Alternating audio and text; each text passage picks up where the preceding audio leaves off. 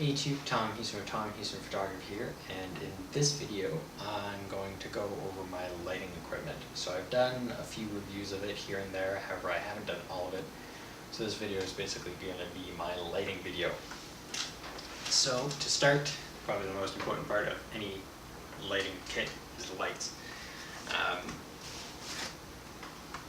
I have my trusted SB600 and my SB900, and I've done reviews of these, so you can watch them. I'll put the links down below. This is a tried and true flash, does the job, however it's a pain in the butt to use because this user interface is awful. And sometimes with my photos it wasn't quite cutting it with its functionality and how powerful it was. So I upgraded to the SB900. However, this still amazes me sometimes at how good it still is for how good of a flash it is. This is the SB900. Very easy to use in comparison. Great flash. The functionality of it is a lot more than what I use. Some of the functions, like I know what they all do, but I hardly use some of them. I don't use the gels that much. However, it's a very, very good flash and definitely useful to have. And my gear for lighting and light modifiers, I'll start with the King. So this is the Beauty Dish on a Manfrotto 306B stand. These ones stack, so they're very good that way. If you have multiples of them and you have to like put them in your car, they easily stack up, so they're not sliding around all over the place. I only have one of them. However, if I got another stand, it would be one of these because they are very good, very well built, very simple, and still really light for how big this stand gets and is. One of the drawbacks of the stand is the legs are really long, which is good because it has a really big base, so it won't fall over as easily. But because they have really long legs, it doesn't get very low. So the lowest I can have my Beauty Dish set up is at this height, which is a bit of a pain sometimes, depending on what you're doing. I don't run into that problem too often, but it does come up here and there.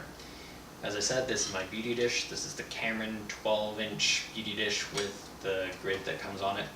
It came with the bracket and all of that.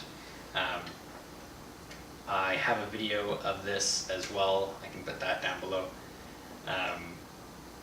It's an amazing Beauty Dish. The only drawback was when you buy it, it comes with no instructions, so you have no idea how to build it. And I've never built a Beauty Dish or seen a Beauty Dish be built.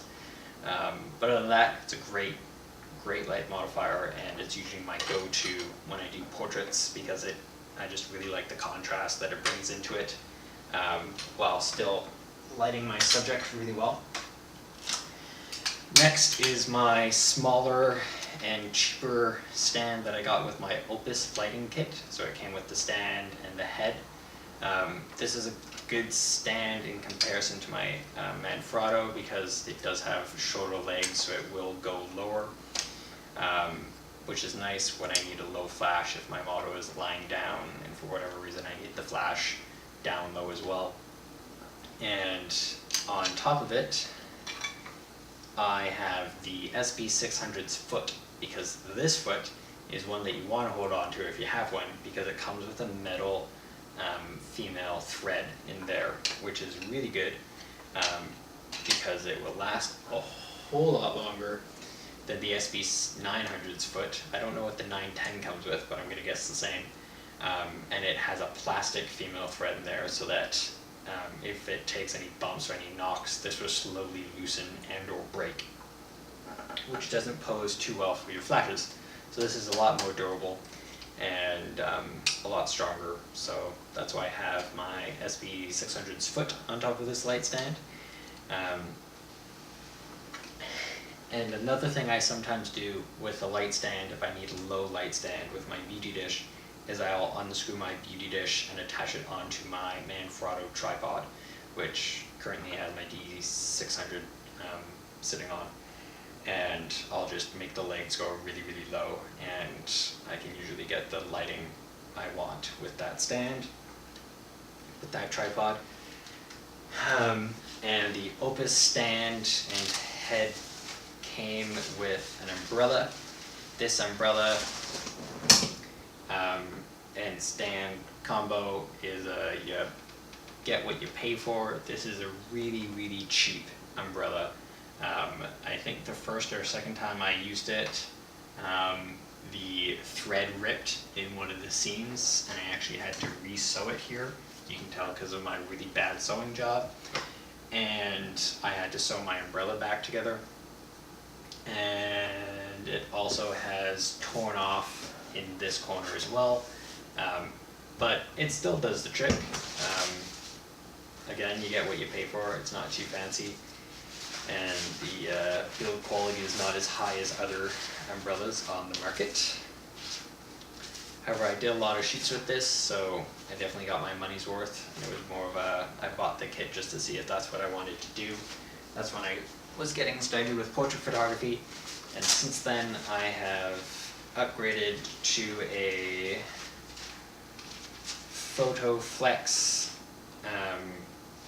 umbrella. This one's bigger, more durable, better build. Also, it's larger, and it definitely does the trick. And this is a much better umbrella. So usually I'll use this umbrella if I have to use umbrella. If I have to use two umbrellas, I will use the other one, which isn't too often. So usually the other one's just a backup. And both those umbrellas are reflective or bounce back umbrellas, and you can convert them into shoot through.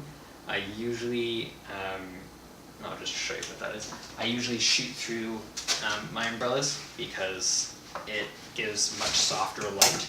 So what I mean by that is you can take off this black part and just use this cloth, so that you can just shoot your flash straight through this and just point this at your subject. And it diffuses the light really, really well in terms of just having soft light. Or you can just shoot it into the umbrella and have it bounce back, and that's not as soft of a light. And I usually use my umbrellas to get really soft light, so I usually shoot through them.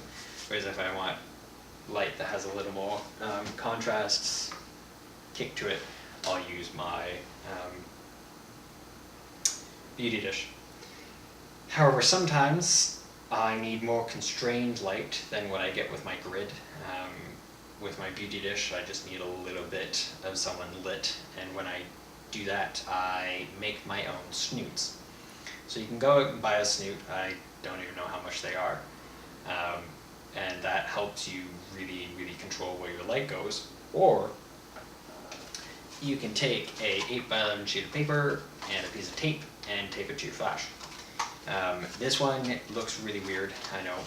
I left this open and not cylindrical because I wanted the light to bleed out through that hole onto my subject. And I also frayed these for no other reason other than shortening my snoot so that it didn't confine the light as much as the full 8 inches would. And also it acted a little bit as a diffuser, so the light did spread a little bit more because of that as well. And I have another one for my SP600. And that's with recycled paper and a piece of painter's tape. So I don't think you can get much cheaper than that. And they work like a charm. If you're a professional or you're doing stuff with a lot of clients that are paying you a lot of money, you might not want to use the whole do-it-yourself snoot. However, with the people I shoot, usually when I show them the photos afterwards, and they like them, I can be like, it doesn't really matter what you use. However, if you want to inspire a little more confidence in that during your shoot, you may want to buy them, but my point is you don't need to. And that is all of my lighting gear. If you have any questions about any of this stuff, I'll be more than happy to answer them. As well as you can check out my portraits on my website, which there's a link to my website on every single one of my videos now, I believe. You can check them out, and if you have any questions how I lit any of those photos, just let me know and I'll make a video explaining how I set up the photo and how I lit it, and all of my settings and all that, so that you can understand that easier and better. I don't have any trade secrets, so just let me know and I'll walk through that in a video for you. So yeah, that's my lighting gear and what I use. If you have any questions, let me know, and that's all for now. So cheers and good luck lighting all of your photos.